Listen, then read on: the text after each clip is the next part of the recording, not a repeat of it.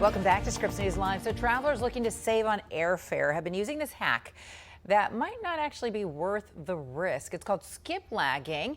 And when you book a flight and plan to get off at a layover city and throw away the last leg of the trip, that is what this is. That is skiplagging. And it's been a money saver for passengers because airfares can be higher for direct flights. But airlines view this practice as fraud, and it impacts them in a couple of different ways. First, with passengers underpaying, and then also because a seat on the final leg will go empty when it could have just been sold to someone else. Brad Japhe joins us now. He's an internationally published travel writer and wrote about skiplagging for the Washington Post. Brad, thank you so much for your time today. Thanks so much for having me, Veronica. How are you doing today? I'm doing great. Thanks so much. So, Brad, we know that this actually has had a negative impact on some travelers. I know they've been sharing some stories. Tell us specifically about the teenager who was stopped from boarding a flight in Florida. What kind of rules were broken and what exactly happened here?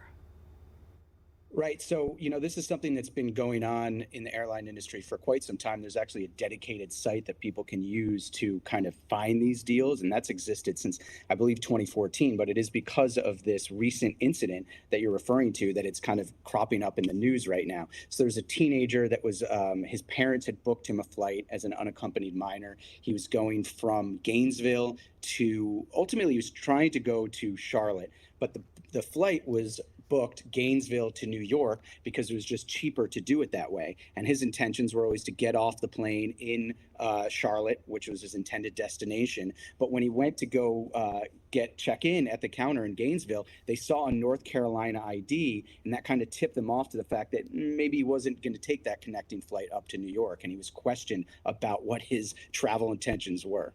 Okay, this is crazy because I do have to question why an airline would ask about your travel plans. But I want to circle back to something that you were telling me about, which was the website or this app, which is called Skiplagging, that finds these fares for flyers for a lot less. So I would imagine that if any rules are being broken here, then it would be on Skiplagging, on the company and not necessarily the passenger. So it's called skiplag.com, and they actually, after that website came out, they were sued by the airlines, by I think it was United as well as Orbitz, were trying to sue them, and that suit was thrown out within a year of the company existing. So really, they can get away with what they're doing. They're just, they're not explicitly telling you to, violate the contract of carriage, which most of these airlines have a contract of carriage, which says that you need to be fully intending to take all of the flights that you book. So it's kind of like a wink, wink, you're not going to do that, right? Kind of thing.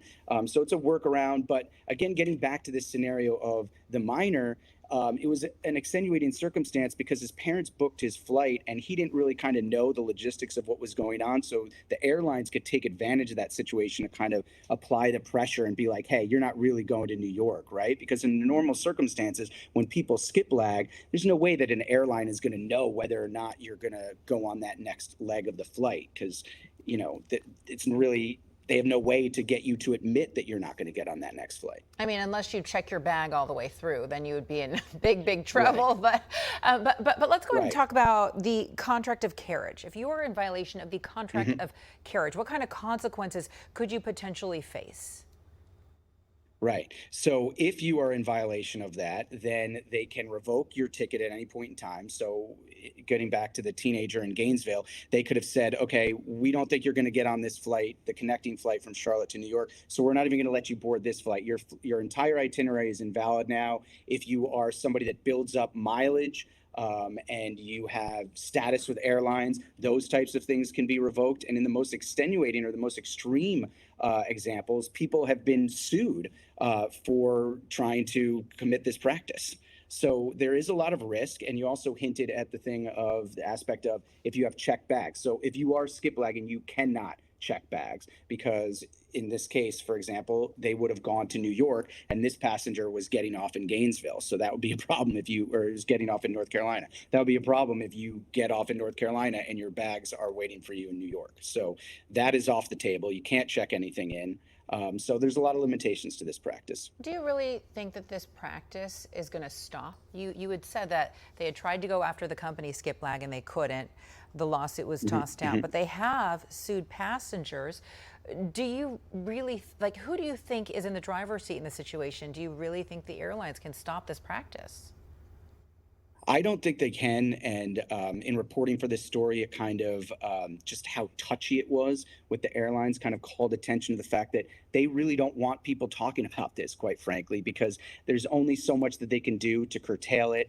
And a lot of the comments that I saw, I mean, there were tremendous engagement with a story like this, hundreds and hundreds of comments, and just skimming through some of those on the Washington Post website, a lot of people were like, hey, they feel like the airlines are doing all kinds of things to, not be right with them, whether it be delays or overbooking of aircraft, which happens a lot, particularly in the summer months. So the attitude of a lot of travelers that I've seen is it's like, hey, you guys are playing a game on your side where you're overbooked flights.